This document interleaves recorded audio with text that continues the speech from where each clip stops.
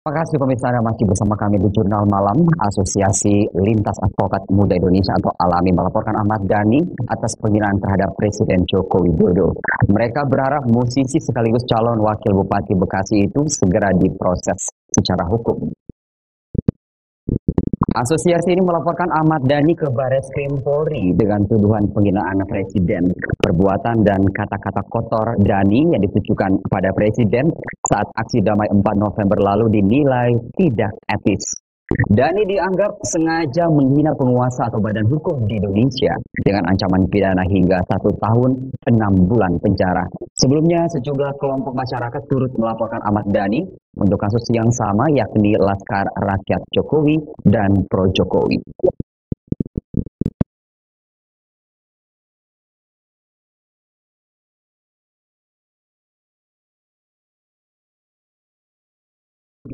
Diduga ada penghinaan terhadap simbol negara ya, yang kami laporkan adalah pasal 207 KUHP.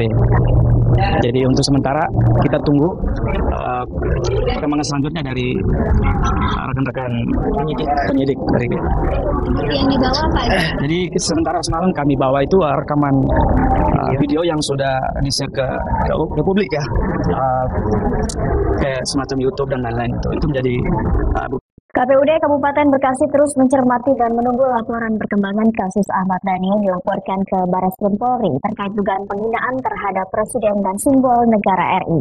Jika nanti terbukti Ahmad Dhani melakukan tindak pidana kejahatan dan dalam persidangan benar dinyatakan bersalah, maka pencalonan Ahmad Dhani sebagai calon wakil Bupati Bekasi nomor urut 2 mendampingi Saadudin bisa dibatalkan. Komisi Pemilihan Umum Daerah Kabupaten Bekasi menyatakan berdasarkan ketentuan pasal 88 ayat 1 huruf B Peraturan KPU nomor 9 tahun 2016, pasangan calon akan dikenakan sanksi pembatalan sebagai peserta pemilihan oleh KPU apabila pasangan calon terbukti melakukan tindak pidana kejahatan. Diancam pidana paling lambat 5 tahun atau lebih berdasarkan keputusan pengadilan yang telah mempunyai kekuatan hukum tetap sebelum waktu pemungutan suara. KPUD Bekasi mengaku telah mengetahui kasus yang menjerat calon Bupati Bekasi nomor urut 2 tersebut, namun mereka masih menunggu laporan perkembangan kasus Ahmad Dhani lebih lanjut.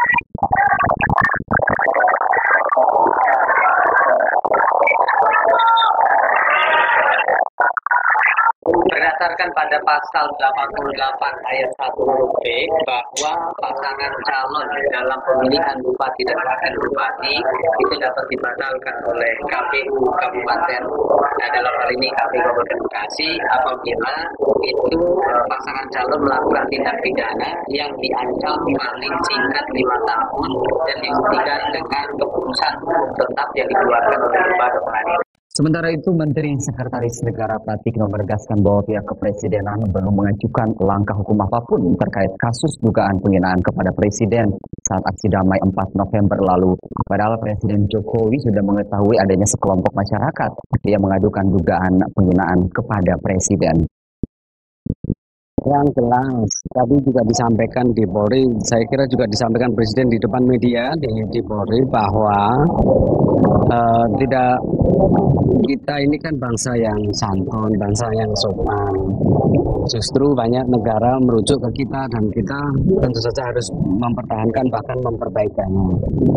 Presiden tidak ingin kemudian terus berkembang penggunaan kata-kata yang kurang santun, ya itu kan tidak bagus untuk pendidikan kita gitu, pendidikan kita yang baik kan. Jadi intinya itu yang Presiden sudah dengar juga bahwa ada yang mengajukan aduan juga ya kan terhadap penyebutan atau ada kalimat-kalimat yang justru ada hinaan dan lain-lain itu. Saya kira itu. Tapi dari Presiden sendiri tanggapannya kan ada yang melaporkan. Ya belum ada langkah. Nanti kalau sudah ada langkah dari sini kami akan sampaikan. Tapi yang jelas Presiden sudah tahu ada masyarakat yang telah mengajukan. Sementara itu, Cagup DKI Jakarta lainnya Anies Baswedan berjanji jika terpilih akan meningkatkan fungsi Kartu Jakarta Pintar. Peningkatan fungsi KJP akan merambah pendidikan non-formal. Janji peningkatan fungsi KJP di pendidikan non-formal disampaikan Anies saat menyambangi warga Rawabadak Koce, Jakarta Utara. Anies juga berinteraksi dengan warga setempat untuk memaparkan sejumlah program kerja jika dirinya terpilih. Selain bidang pendidikan, Anies akan fokus pada perluasan lapangan kerja dan pelatihan kerja. Polda Metro Jaya masih memburu provokator utama dalam kerusuhan pada demonstrasi damai 4 November lalu. Meski telah menetapkan 5 tersangka, polisi belum dapat mengungkap faktor utama dalam insiden tersebut. Hingga saat ini Polda Metro Jaya masih terus mengembangkan penyelidikan. Dari hasil penyelidikan, polisi mengamankan sejumlah barang bukti berupa video dan gambar penyerangan terhadap aparat kepolisian serta panah dan kelereng. Video dan gambar tersebut akan direkonstruksi ulang guna menemukan otak dari penyerangan tersebut. Berdasarkan keterangan dari kelima tersangka, mereka mengaku terprovokasi oleh perintah dari salah satu mobil komando untuk melakukan penyerangan.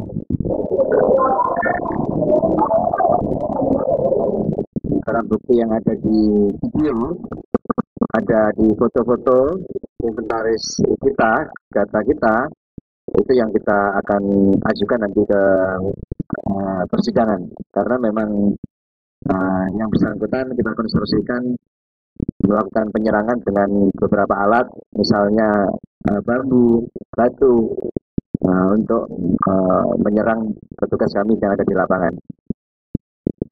Memang masih ada PR kita terkait dengan temuan-temuan anak panah, kemudian bola-bola kelereng terkait sebagai mata peluru ketapel, kemudian ujung-ujung dari pagar-pagar itu yang dilempar-lempar petugas, termasuk paving block, batu-batu. Ini kan harus kita konstruksikan siapa yang melakukan itu, siapa yang melempar itu.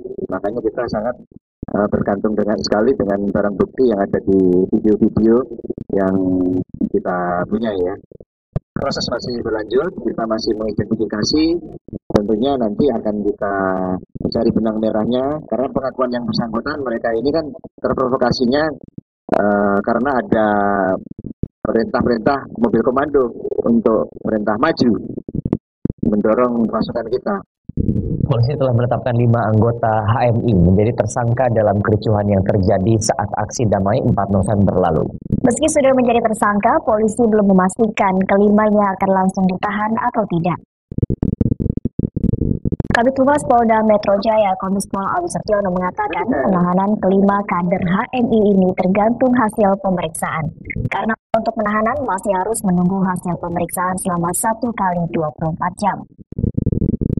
Sementara itu, salah satu kuasa hukum Ami Jaya, Sekjen HMI yang ditangkap, Kris Ibnu, membantah kliennya dan keempat anggota HMI lainnya melakukan kericuhan. Menurut Kris, yang dilakukan Ami dan rekan HMI lainnya hanya berorasi dan menyampaikan aspirasi tanpa melakukan kekerasan. Memang ada pertanyaan seperti itu, tapi kita bantah bahwa kita hanya menyampaikan orasi. Orasi itu kan hanya cuma berbicara, tidak melakukan upaya ini. Ya dalam penyelidikan. Mereka tidak melakukan apa-apa, masih dalam penyelidikan. Benda kayak bambu atau apa gitu. Mereka bawa bendera, bawa tiang. Memang mereka mengibarkan itu ada bendera HMI itu yang warna hijau itu. Oh enggak lah, mereka ini mahasiswa yang intelektual S1, S2 gitu loh. Nggak mungkin preman yang modal bambu runcing langsung nusuk-nusuk petugas. Menteri Koordinator Politik, Hukum, dan Keamanan Wiranto mengatakan publik sebenarnya dapat melihat sendiri aktor politik yang dimaksud Presiden Joko Widodo yang menunggangi aksi damai 4 November lalu. Meski demikian, Wiranto enggan menyebut nama aktor politik di balik aksi 4 November. Wiranto mengatakan pada kenyataannya banyak politisi yang hadir dalam aksi 4 November. Namun Wiranto menilai publik dapat menafsirkan sendiri tujuan kehadiran tokoh politik dalam aksi 4 November. Wiranto juga menegaskan saat ini pemerintah tengah melakukan reformasi hukum guna mengembalikan kepercayaan publik. Karena itu sudah jelas bahwa proses hukum terhadap Gubernur nonaktif DKI Jakarta Basuki Cahayapurnama atau Ahok dilakukan secara tegas dan transparan.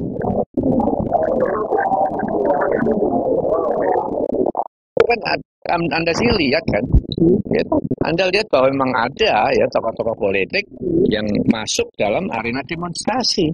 Nah itu kan sudah terjawab. Aktor politik yang dimaksud Pak Presiden itu mereka yang hadir ya Pak? Nah itu kan terserah Anda sendiri menerjemahkannya terserah. Ya itu kita nggak bisa tuduh-menuduh, tapi kan kenyataannya ya kan banyak para politisi yang juga hadir ya. Ya itu tadi, kalau itu kan ada hubungannya dengan Jokowi ya, ada hubungannya dengan Jokowi. Jokowi kan mau memotong anggaran APBN. Saya rasa ya lebih baik burung-burungnya Jokowi sama Ahoker itu dipotong, diekspor, ya, jadi tas kulit wanita. Khas Indonesia daripada potong anggaran, dan saya yakin menteri-menterinya akan setuju daripada memotong anggaran APBN.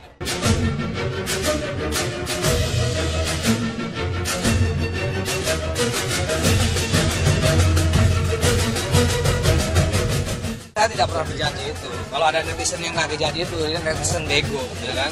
Orang saya udah jumpa pers di mana di Dewan Pers. Awal itu adalah Twitter palsu gitu kan. Nah, kalau netizen yang belum ngerti ya netizen bego. Ya memang kebanyakan Ahoker sama Jokowi kan bego-bego memang. Kita semua satu keluarga, memang satu keluarga saya memang tidak mendukung Jokowi dan Ahok. Satu keluarga. Alhamdulillah. Saya pastikan juga ibunya Alendo juga tidak mendukung Jokowi dan Ahok.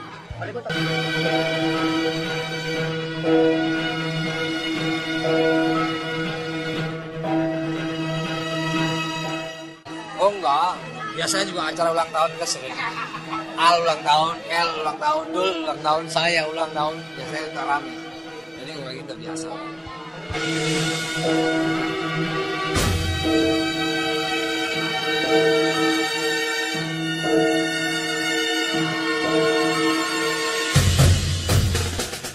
Yang aktif lagi. Nah, saya mau aktif di politik sampai 2019.